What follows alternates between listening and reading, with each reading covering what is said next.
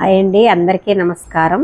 నేనైతే ఈరోజు మహాశివరాత్రి సందర్భంగా శివాలయంకి అయితే వచ్చాను. ఇక్కడ శివాలయం గురించి చెప్పాలంటే చాలా చరిత్ర గల శివాలయం. ఏమిటంటే క్రీస్తు పూర్వం 14వ శతాబ్దంలో చోళరాజులు స్థాపించిన దేవస్థానం ఇది. ఇక్కడ ఎన్నో యజ్ఞాలు పూజలు చేసి శ్రీ భీమలింగేశ్వర స్వామిని ప్రతిష్ఠించారంట. ఓం నమ శివాయ. హరహర మహదేవ శంభో శంకర. తిరుపతి జిల్లా గూడూరు మండలం పార్చర్ల గ్రామంలో వేచి ఉన్న శ్రీ మాణిక్యాంబ సమేత శ్రీ భీమలింగేశ్వర స్వామి ఆలయం ఇది. ఇక్కడ మనం ఏమనుకున్నా జరుగుతుంది. హిందువులందరూ తెల్లవారుజామునే భక్తులందరూ ఇచ్చేసి అభిషేకంలో పాల్గొని పూజలు అందుకున్నారు. ఇక్కడైతే మనం స్వామివారిని ఏమనుకున్నా అది జరుగుతుందని ఇక్కడ వాళ్ళ నమ్మకం.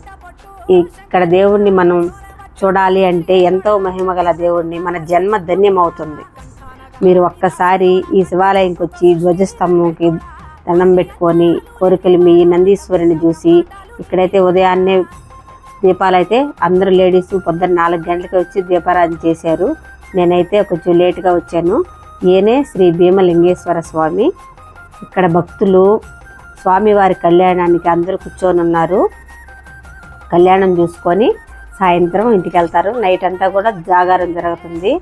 ఇక్కడ మధ్యాహ్నం భారీగా అయితే అన్నదానం జరిగింది.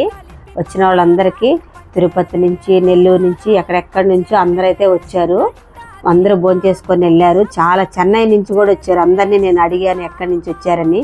ఈయన చాలా మహిమగల దేవుడు. ఒక్కసారి దర్శించుకున్నా మన జన్మ ధన్యమవుతుంది. ఇలాంటి శివాలయంకి వచ్చి చూడాలన్నా మనకు దేవుడే మనల్ని అక్కడికి శివాలయంకి రప్పించుకోవాలి. భక్తుల్ని మనం ఒక్కసారి వస్తే మళ్ళీ ఇక్కడ ప్రతి సంవత్సరం మీరు చెన్నైలో ఉన్నా ఎక్కడున్నా వస్తారు. చాలా మహిమగల దేవుడు. ఇక్కడైతే చాలా భారీగా అన్నదానం జరిగింది. భక్తులందరూ వీళ్ళు ఇక్కడ పొద్దున్నే వంట చేశారు కదా, సాయంత్రానికి గుగ్గుళ్ళు నానబెడుతున్నారు లేడీసు. ఇక్కడ వీళ్ళందరూ పెద్ద మనుషులు.